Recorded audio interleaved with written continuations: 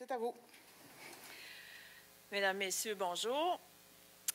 Le 13 mai dernier, quelques 3000 médecins spécialistes de toutes les régions du Québec se sont réunis au Stade olympique et en web diffusion pour livrer un message clair à Philippe Couillard et au Parti libéral, à Jean-François Lisée et au Parti québécois, à François Legault et à la CAQ. Laissez-nous travailler. Laissez-nous soigner nos patients et cesser de faire de la politique sur notre dos en faisant des promesses que vous ne tiendrez jamais. Lors de cette opération Code Rouge, nous n'avons pas parlé d'argent.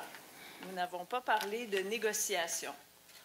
Nous avons réitéré haut et fort la volonté des médecins spécialistes de travailler pour leurs patients dans le respect de leurs compétences et sans carcan ministériel.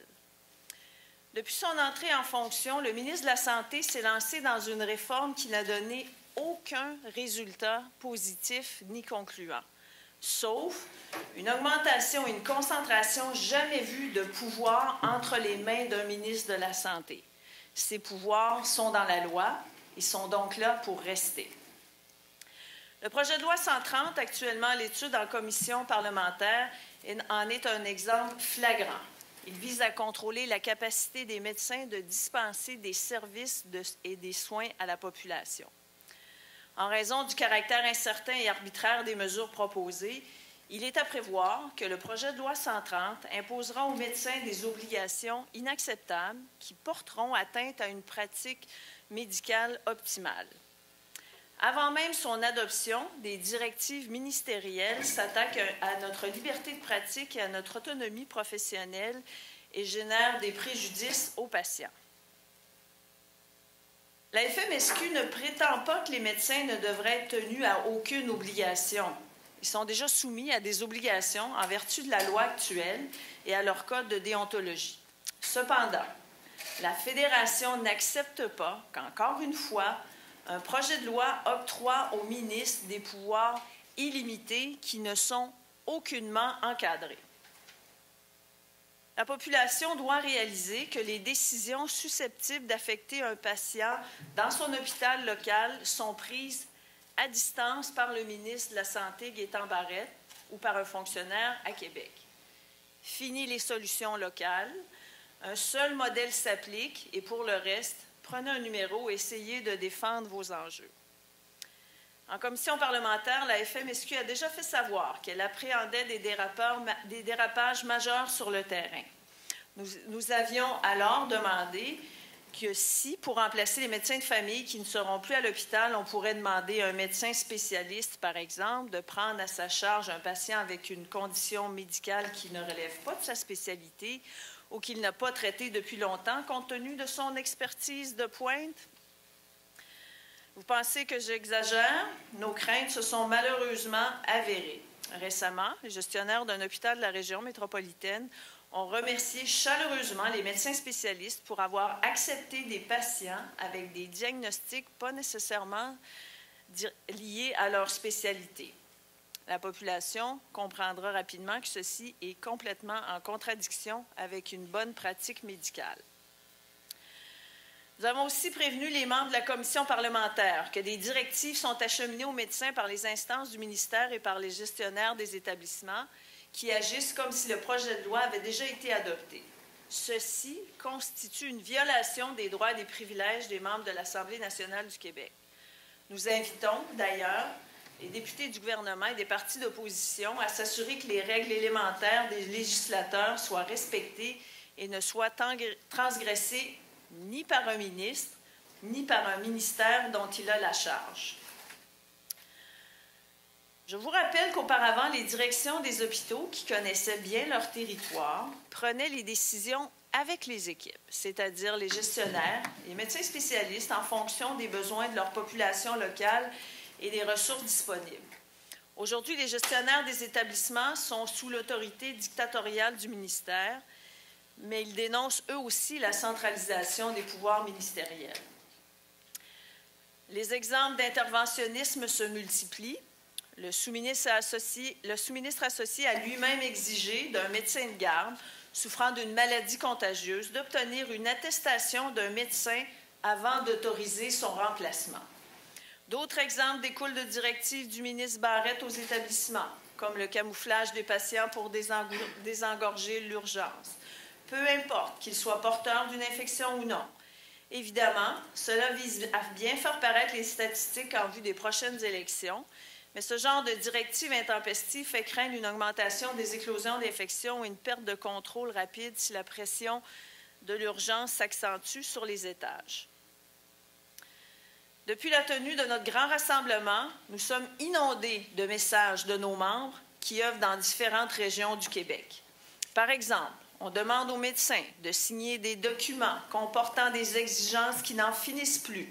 Des médecins se voient refuser l'octroi de privilèges temporaires qui leur permettaient de faire du remplacement et ainsi d'éviter des découvertures des services en régions éloignées. Des congés parentaux sont refusés. On presse les médecins de rendre des comptes quant au volume de patients traités, comme s'il s'agissait d'une chaîne de montage, d'une course à la productivité. La pratique de la médecine n'a jamais été aussi fonctionnalisée. Gaétan Barrette ose décrire le projet de loi 130 comme une invitation à la collaboration. Le but de sa pièce législative est plutôt d'instaurer un régime de contrôle absolu sur la pratique médicale. Nous sommes déterminés à casser cette approche qui nuit à la prestation des services aux patients. Dans ce contexte, nous demandons le retrait du projet de loi 130. Nous n'avons pas besoin d'une loi pour gérer la pratique médicale. Parallèlement à cette demande, nous avons retenu les services d'un conseiller spécial, Maître Lucien Bouchard de Lévis, le cabinet que nous avons mandaté pour intenter des recours juridiques. Je laisse à notre conseiller spécial, Maître Bouchard, le soin de vous expliquer le bien fondé des démarches entreprises par la Fédération sur le plan juridique. Merci. Bon, alors bonjour tout le monde. La conférence de presse d'aujourd'hui a pour objet de lancer à la population québécoise 2 messages d'alerte. L'un en ce qui concerne les médecins spécialistes, l'autre sur le réseau de la santé comme tel. Dans le premier cas, il faut signaler les dangers que l'activisme légal et administratif du ministre de la Santé et des Services sociaux fait peser sur la capacité des médecins spécialistes à rendre les services professionnels auxquels la population a droit. En plus, la qualité et l'accessibilité des soins font face à une deuxième menace, car les agissements du ministère sont en effet en train de transformer notre réseau de santé en une immense machine bureaucratique centralisée entre les mains d'un ministre et d'un noyau de fonctionnaires réunis autour de lui. Dans le premier cas, c'est la pratique de la médecine qui se trouve indûment entravée et assujettie au pouvoir de plus en plus discrétionnaire que s'arroge le ministre. Il ne peut en résulter que des conséquences extrêmement nocives à la qualité des soins et à l'exercice d'une médecine créative, responsable et respectueuse des règles déontologiques qui la gouvernent. L'intervention du ministre ont pour effet de soumettre la profession médicale à des intrusions dans sa libre capacité de soigner. Étrange retournement que celui d'un ministre qui met aujourd'hui à attaquer et dénigrer ses collègues la même passion qu'il a mise à les protéger. Les quelques exemples que vous avez tout à l'heure cités, Dr. Franqueur, ne sont pas anecdotiques. Ils illustrent le fonctionnement et l'esprit tracassier d'un régime qui cherche systématiquement à enfermer la pratique de la médecine dans un carcan qui risque de l'étouffer. On se demande donc, mais avec quel bénéfice? En fait, il ne peut rien résulter de bon de cette cascade de lois, règlements et décrets adoptés dans l'improvisation et le désordre. Il ne faudrait pas oublier que l'apport de la profession médicale fait partie intégrante du fonctionnement du réseau de la santé. À ce titre, elle a droit au respect de sa capacité d'agir et de ses obligations professionnelles envers les patients. Or, un réseau de santé efficace ne peut se concevoir et fonctionner correctement sans l'établissement d'une relation de confiance et de respect avec le corps médical. Il importe de toute nécessité de tenir compte et de tirer bénéfice d'une compétence professionnelle qui fait la fierté des citoyennes et des concitoyens.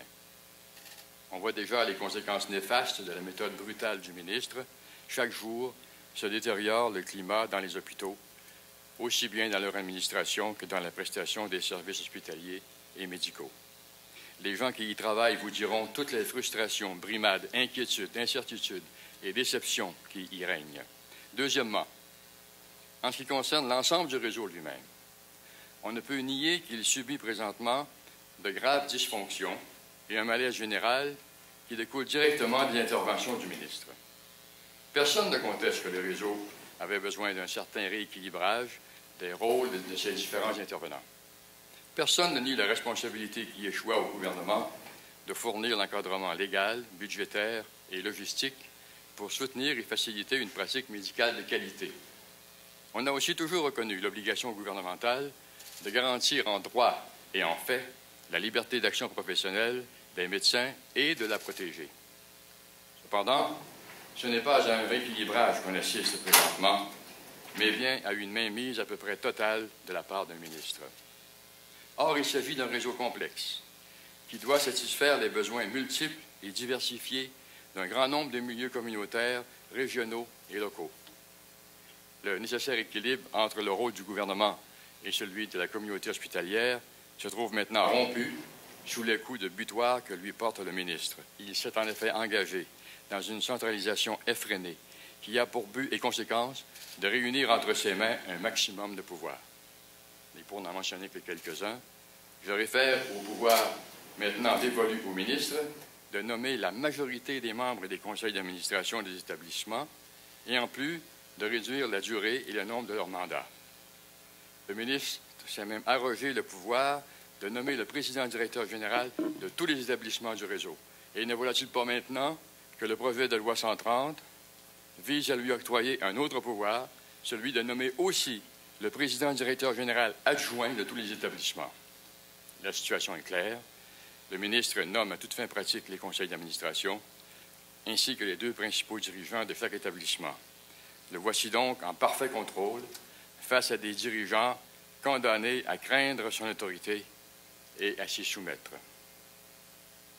On assiste tout simplement à la suppression du rôle décisionnel effectif des conseils d'administration et de la haute direction des hôpitaux, le tout au profit d'un ministre nanti de tous les pouvoirs.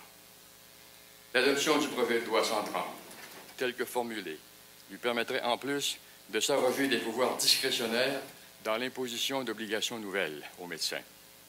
Il s'agit d'obligations qui seraient attachées à celles déjà existantes au moment de l'admission des médecins spécialistes au Conseil des médecins dentistes et pharmaciens des établissements. C'est clairement un désordre annoncé, puisqu'il est impossible à un fonctionnaire de son bureau à Québec de prendre des décisions aussi pointues, telles, par exemple, l'autorisation de remplacer un médecin absent dans un hôpital donné. En toute déférence pour le législateur de l'Assemblée nationale, il est urgent de jeter un coup d'œil critique sur l'ensemble de la machine que le ministre est en train de se faire construire au moyen d'un assemblage hétéroclite, à la pièce, à la petite semaine, de modifications législatives, de règlements et même de décisions clairement illégales qui outrepassent ses pouvoirs. En réalité, seuls les législateurs peuvent freiner les appétits autocratiques d'un ministre à la recherche de pouvoirs tellement étendus qu'ils lui permettront de dire « Le réseau de la santé, c'est moi ». Merci.